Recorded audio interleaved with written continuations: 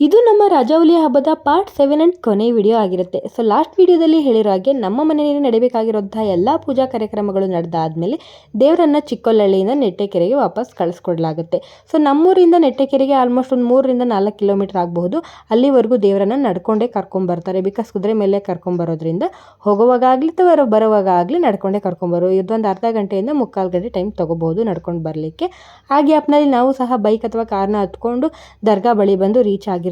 So ದೇವರು ನೆಟ್ಟಕೆರೆ ತಲುಪ್ತಿದ್ದ ಹಾಗೆ ಭಕ್ತಾದಿಗಳಿಂದ ತೆಂಗಿನಕಾಯಿ ಈಡ್ಗಾಯಿ ಹಾಕೋದು ಆಶೀರ್ವಾದ ತಗೊಳ್ಳೋದು ಎಲ್ಲ ಶುರು ಆಗುತ್ತೆ.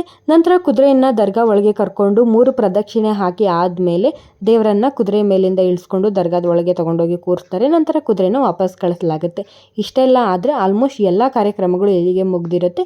ಇನ್ನು ನಾವೆಲ್ಲ ಮಧ್ಯಾಹ್ನನೇ ಮರಿ ಕಡ್ದಿರೋದ್ರಿಂದ ಇಷ್ಟರಲ್ಲಿ ಅಡುಗೆನೂ ಸಹ ಆಗಿರುತ್ತೆ. ಸೊ ದೇವರಿಗೆ ಅದನ್ನ ಪ್ರಸಾದ ರೂಪದಲ್ಲಿ ತಗೊಂಡೋಗಿ ಕೊಟ್ಟು ಅಲ್ಲಿ ಆಶೀರ್ವಾದ ಪಡ್ಕೊಂಡು ವಾಪಸ್ ಬರ್ತೀವಿ. ಇನ್ನು ನೈಟ್ ಎಲ್ಲ ಇನ್ನೊಂದು ರೌಂಡು ಜಾತ್ರೆನೆಲ್ಲ ಓಡಾಡಿಕೊಂಡು ವಾಪಸ್ ಇಮಿಡಿಯೇಟ್ ಮನೆಗೆ ಹೊರಡಬೇಕಾಗುತ್ತೆ.